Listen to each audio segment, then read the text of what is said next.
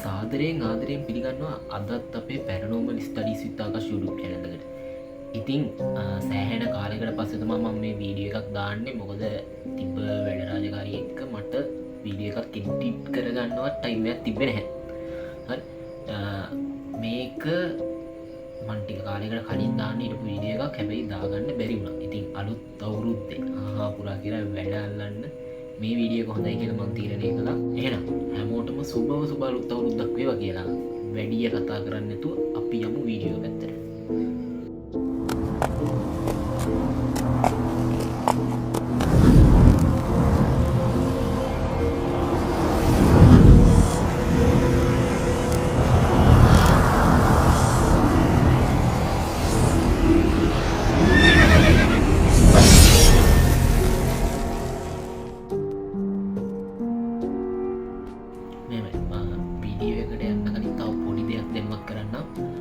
පොඩි අයිඩිය එකක් තියෙනවා වීඩියෝ එකකට ගොලු වීඩියෝ බලනවා මගේ වීඩියෝ බලනවා එතකොට මගේ පැත්තේ ඔයගොල්ලෝ දෙයක් වෙන්න ඕනි කියලා මම හිතනවා.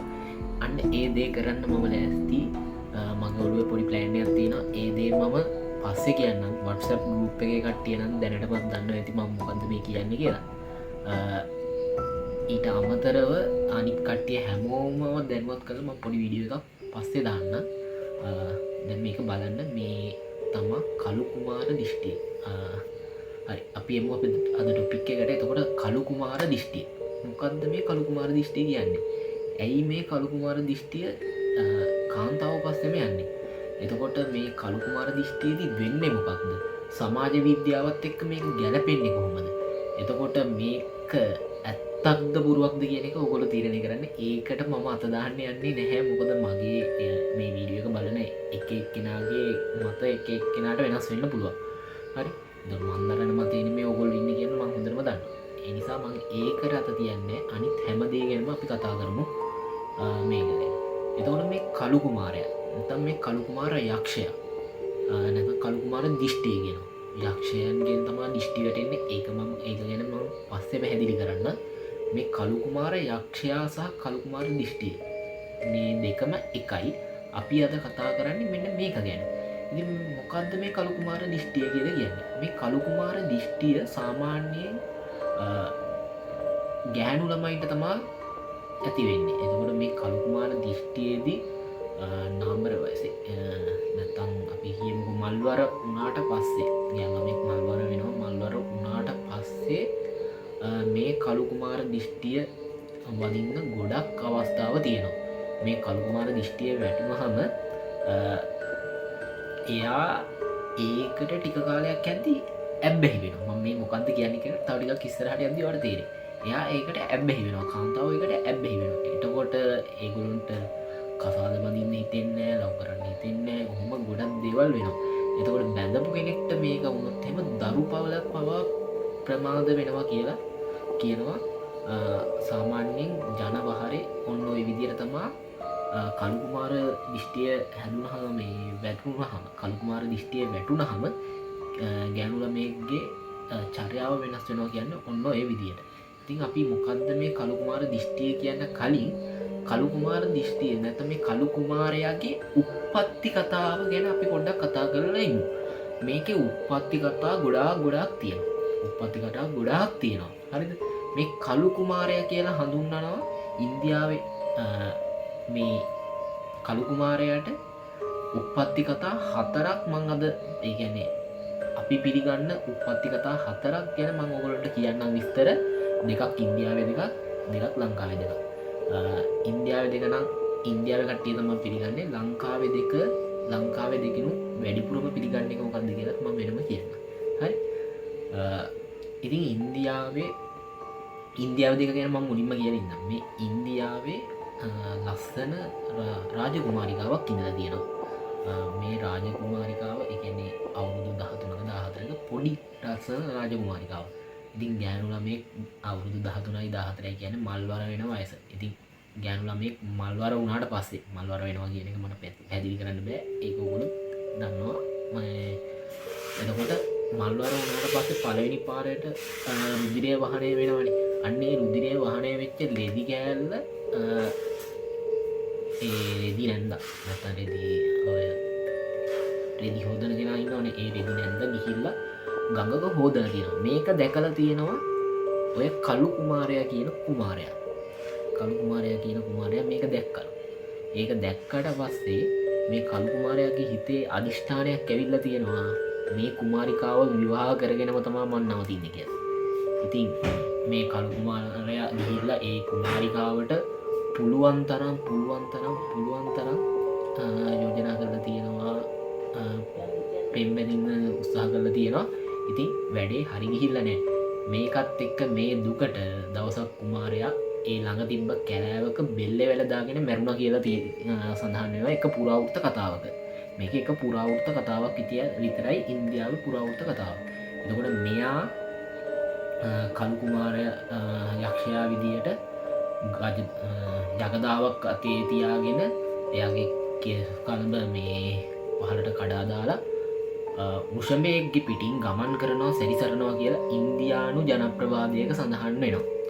මේක ඉන්දියානු ජනප්‍රවාදයක් මිස ලංකාවේ දෙයක් නෙමෙයි. ඔන්න කිව්වා පටල ගන්න එපා. ලංකාවේ වෙන කතා දෙකක් තියෙනවා මම ඒකට පස්සේ එන්න. ඊට අමතරව තව කතාවක් තියෙනවා මට මතක විදිහට මේ විජිත කියලා රජතුමෙක්ගේ කතාව. විජිත කියලා රජතුමෙක්ටයි රැජිනගේ නම නම් මට මතක නෑ. කොහොමරි මේ රැජිනටයි විජිත රජතුමාටයි කුමාරයෙක් ඉපදෙනවා. මේ කුමාරයා සෑහෙන කඩවසම් කුමාරයෙක්. කොහොමරි මේ කඩවසම් කුමාරයා තව කාන්තාවකට පෙමින් බැඳෙනවා. අන්තිමට මේ දෙන්නගේ ප්‍රේම පළහිලව්ව විජිත රජතුමාට ආරංචි වෙලා විජිත රජතුමා අර ගෑනු ළමයාව මරනවා. ඒ ගෑනු ළමයාව මරපු එකේ වේදනාවෙන් අර කුමාරයා සියදිවි නසා ගන්නවා කියනවා මුහුදට පැනලා. ඒ මුහුදට පැනලා සියදිවි නසාගත්ත කුමාරයා කළු කුමාරයා විදියට සැරිසරනවා කියලා තව ඉන්දියානු ජනප්‍රවාදයක තියෙනවා. ඒක නම් එච්චර සාර්ථක ජනප්‍රවාදයක් නෙමෙයි කියලා මටත් තේරෙනවා. ඒ වුණාට මට හම්බුණ දේ නිසා මං කිව්වා. හරි. දැන් අපි යමු ලංකාවට. හරි. ලංකාවේ පළවෙනි රජතුමා විදියට ඉතිහාසයේ පොත්වලින් සලකන්නේ විජය රජතුමා. ඊට කලින් කතා තියෙනවා. ඒක ගැන අපි කතා නොකරමු. මොකද රාවණ රජතුමාව පිළිගන්න කට්ටියක් ඉන්නවා, පිළි නොගන්න කට්ටියක් ඉන්නවානේ. එතකොට හැබැයි ඇත්තම කතාව විජය රජතුමා ලංකාවේ පළවෙනි රජතුමා නෙමෙයි. ඊට අමතරව ඕන තරම් රජවරු හිටියා කියන සාක්ෂි තියෙනවා. විජය රජතුමාට කලින් තමා නාග රජවරු යක්ෂ රජවරු අනම්මනම් හිටියේ. මොකද විජය රජතුමා මම මේ කතා කරන එක මේකට සම්බන්ධ නැති වුණාට මම මේකත් කියන්නම්. මොකද විජය රජතුමා ඇවිල්ලා එකපාර ලංකාවේ රජකම ගන්නත් බැරි වුණා. හරිද? අර යක්ෂ ගෝත්‍රයේ කණ්ඩායමේ නායකයව මරලා ඒ පැත්තෙන් තමා එයා මේ රජකම ගන්න. එතකොට විජය පළවෙනි රජතුමාද කියලා අපිට පොඩි සැකයක් සංකාවක් එනවා. ඒක ගැන කතා නොකරමු. ඒක ගැන කතා නොකර අපි යමු ඉස්සරහට. මේ මම විජය රජතුමාව ගාව ගත්තේ විජයටයි කුවේණිටයි. විජය කුවේණි දෙන්නගේ කතාව ඔයගොල්ලෝ දන්නවනේ. විජයටයි කුවේණිටයි දාව ඉපදෙනවා ජීවහත්ත කියලා ළමෙක්. දන්නවද දන්නේ නැහැ. දන්නවා ඇති කියලා හිතනවා. කාගෙද මට මතක නැහැ. එදිරිවීර සරච්චන්ද්‍රගේද වෙඩිගා නාට්‍යයක් තියෙනවා ජීවහත්ත ඉන්න. මට හරියට මතක නැහැ. එදිරිවීර සරච්චන්ද්‍ර මහත්තයාගේ වෙන්න ඕනේ. ඉතින් ওই ජීවහත්ත කියන එක්කෙනා ඒ කියන්නේ මේ විජයගේ කුවේණිගේ පුතා ටිකක් ලොකු වෙද්දී හොඳ අර සික්ස් පැක් තියෙන ආරෝහ පරිණාම දේහයක් කියන්නේ. අන්න ඔය දේහයකට හොඳට හිමිකම් කිව්වා කියලා කියනවා. සික්ස් පැක් එහෙම තියෙන හොඳ ලස්සන කඩවසම් හොරා. ඉතින් මෙයාට කාන්තා ආකර්ෂණය නිතරම ලැබිලා තියෙනවා. ඉතින් කාන්තා ආකර්ෂණය නිතරම ලැබෙද්දී මෙයත් කාන්තාවන්ට ලොල් වෙන්න පටන් අරගෙන තියෙනවා. ඒ කියන්නේ මෙයාටත් ලිංගික ආශාවන් වැඩිපුර ඇවිල්ලා තියෙනවා. කෙලින්ම කතා කරන්න මම මොකද නැත්තම් මේ මාතෘකාව ඒකත් එක්ක සම්බන්ධයි. ලිංගිකත්වය කියන එකත් එක්ක සම්බන්ධ නිසා කතා කරන්න වෙනවා. ඉතින් මේ ලිංගික ආශාවන් වැඩි වෙලා තියෙනවා මේ ජීවහත්තට. ඉතින් ජීවහත්ත එහෙම සෑහෙන ගැහැණු ප්‍රමාණයක් ආශ්‍රය කරගෙන ගිහිල්ලා තියෙනවා. ඉතින් මේ ලිංගික සම්බන්ධකම් හේතුවෙන් ඒ සම්බන්ධවම රෝගයක් හැදිලා මේ ජීවහත්ත මැරිලා තියෙනවා.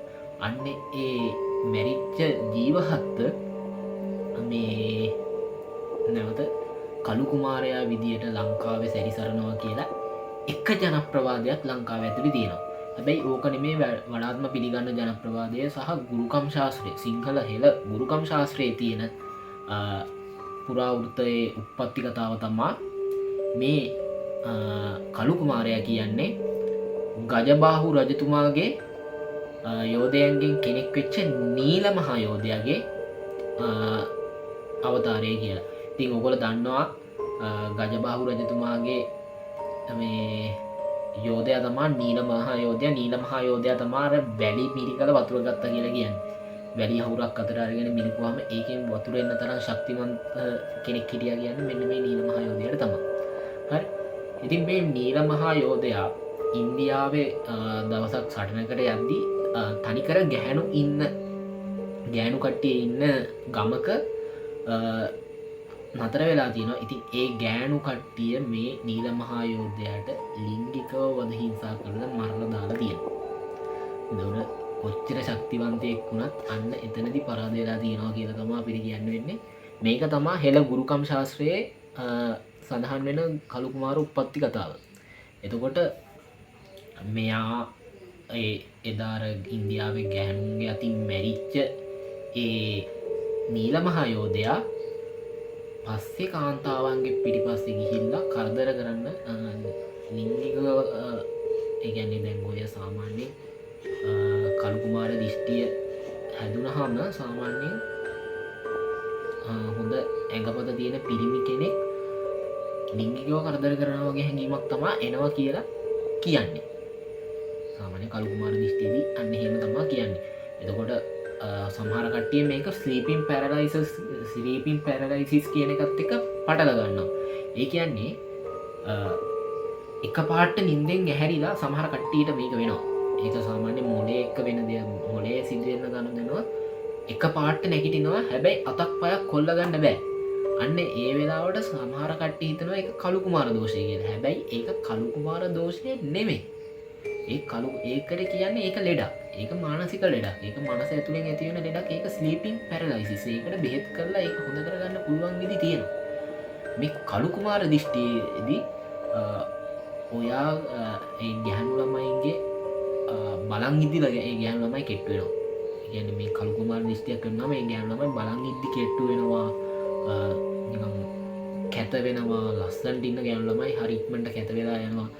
ඇඟපත ඇවිද ගන්න කරන්න බෑ. හරි අමාරුයි. තනන පල දාගේ 10-15 දෙනෙක් තඩි බෑව වගේ මේ ඇඟීමක් තමයි ඒ ගැහැණු ළමයිට එනවා කියලා කියන්නේ.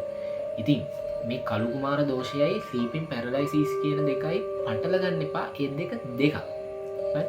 මේ කළු කුමාර දෝෂය හැදුනහම ගැහැණු ළමයෙක් අර මං කිව්වා වගේ සාමාන්‍යයෙන් ඇදිලා යනවා.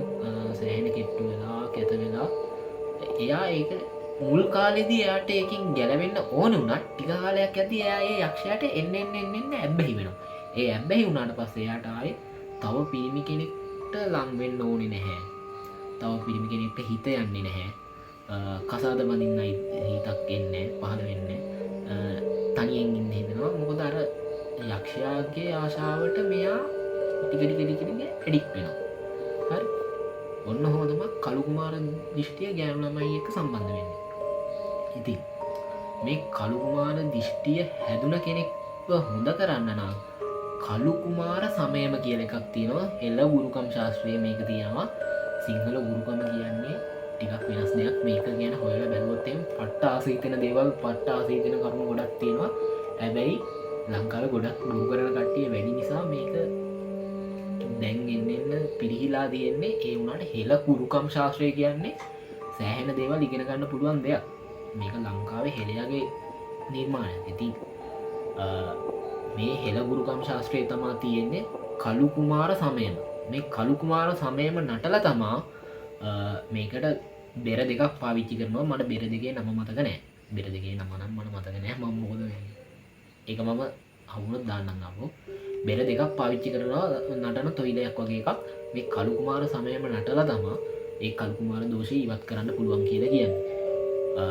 මේකෙදි දරු ගොඩක් වෙලාවට මල්වර වුණ ගමන් ළමයින්ට තමා මේක වෙනවා කියලා කියන්නේ. එතකොට අවුරුදු 16 17 18 ඔන්න ඔය වයසේදී තමයි වැඩිපුරම මේ කළු කුමාර දිෂ්ටියට දෝෂයට අහුවෙනවා කියලා කියන්නේ.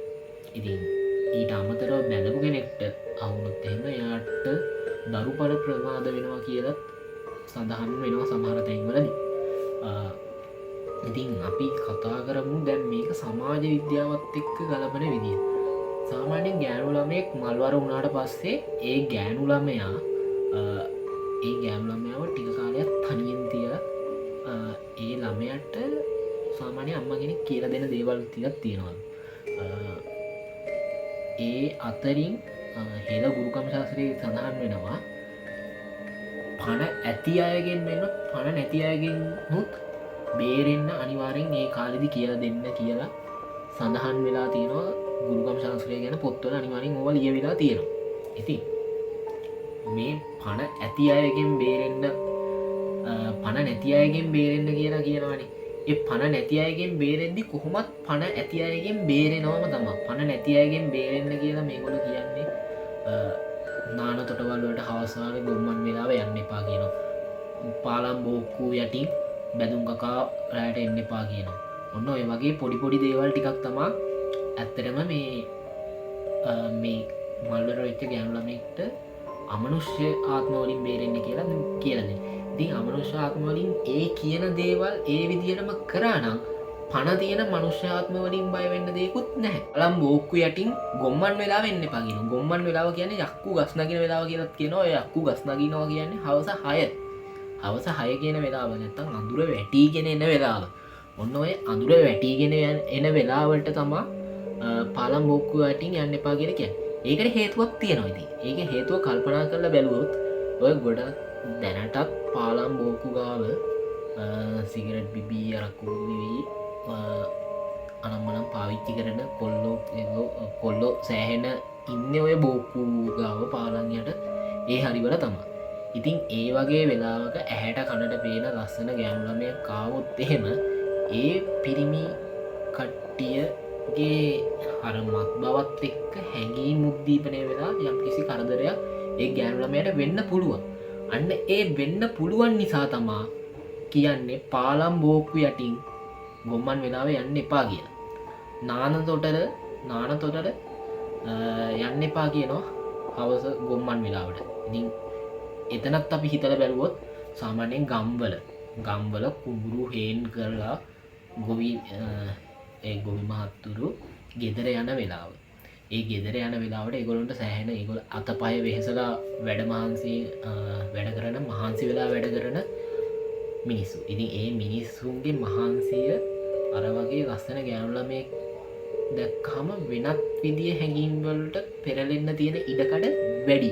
අන්න ඒ තියෙන ඉඩකඩ වැඩි නිසා තමා ගොම්මන් වෙලාවට ඔය නාන තොටට යන්න එපා කියලා කියන්නේ. ඉතින් ඕක අමනුෂ්‍ය බලපෑම් විදියටත් ගන්න පුළුවන්. අමනුෂ්‍යෝ ඉන්නවා නැතා ඒක හරි. හැබැයි ඇත්තටම මේක සමාජ විද්‍යාවත් එක්ක ගැලපෙන විදිය ඔයගොල්ලන්ට තේරෙන්නේ නැති. මේ කළු කුමාර දෘෂ්ටිය නැත්නම් කළු කුමාර දෝෂය කියන එක ඔන්න ඔය විදියට සමාජ විද්‍යාවත් එක්ක ඒ කියන්නේ සමාජයක අද සමාජයත් ඔය විදියටම තමයි යන්නේ. ගොඩක් දැන් නම් එන්න මේක අඩුයි. ඒ වුණාට ඔය විදියට ගම්වල අදට ඔය දේවල් ඒ විදියට වෙනවනේ. ඉතින් ගෑනු ළමයෙක් තනි පංගලමේ ඒ ගොම්මන් වෙලාවේ ඔය තැන් වලින් යන එක නතර කරන්න තමයි ඔය දේ කරලා තියෙන්නේ. ඔය දේ කියලා තියෙන්නේ කියලා අපිට හිතන්න පුළුවන් පොඩ්ඩක්. හරි. සමාජ විද්‍යාවත් එක්ක ඕක ගැලපෙන්නේ එහෙමයි. තව දෙයක් කියන්නම්. මෙන්න මේ කළු කුමාරය නැත්නම් කළු කුමාර යක්ෂයා කියන කෙනා සිංහල හෙළගුරුකමට අනුව කළු යක්ෂ කට්ටුවේ මේ කළු යක්ෂ කට්ටුවේ ප්‍රධාන යක්ෂයා විදියට සලකනවා. මට මතක විදියට යක්ෂ කට්ටු 64ක් තියෙනවා. එක යක්ෂ කට්ටුවක යක්ෂයෝ 84462ක් හරි 464ක් හරි 84462ක් හරි 464ක් හරි ඉන්නවා. මට ඔක්කොම මතක නැහැ. අනිත ලොකු පොත් කියවලා අනම්මනම් ආටිකල්ස් කියවලා මම මේ වීඩියෝ එක දාන්නේ. එතකොට මට හැමදේම මතක නැහැ. ඔය වගේ ලංගි 84000 ගානක් තමයි 84400 ගානක් කියලා 84464ක් හරි 462ක් හරි ඔහොම ගානක් එච්චර ඒ වගේ යක්ෂ සත්තු 64ක ප්‍රධානියෙක් තමා කළු කුමාර යක්ෂයා කියලා කියන්නේ. ඉතින් සෙල්ලම් නැහැ. ඔයගොල්ලෝ මේක පිළිගන්න අය සමහර විට මේ කළු කුමාර දෝෂයට කළු කුමාර සමයව නටපු කට්ටියත් මේ වීඩියෝ එක බලනවා වෙන්න පුළුවන්. ඒගොල්ලෝ අනිවාර්යෙන් කමෙන්ට් එකක් දාගෙන යන්න මම මේකට හවු වෙලා තියෙනවා කියලා. ඉතින් මේක තමයි මට කියන්න ඕනේ කළු කුමාර දිස්ත්‍ය අපි කතා කරා උප්පත්ති කතාව. එතකොට මේක ගෑනු ළමයින්ට ඇති වෙන්නේ කොහොමද? ඒකට කරන්න ඕන පිළියම් මොකද්ද? සහ මේක සමාජ විද්‍යාවත් එක්ක ගැලපෙන විදිය තමයි අද අපි කතා කළේ. ඉතින් මේ වගේ දැනුම තියෙන තව වීඩියෝ එකක් අරගෙන පැරනෝමල් ස්ටඩීස් විත් ආකාශ් YouTube channel එකෙන් මම එන්නම් තව දවසක. එහෙනම් අදට ගිහින් එන්නම්. ජය වේවා.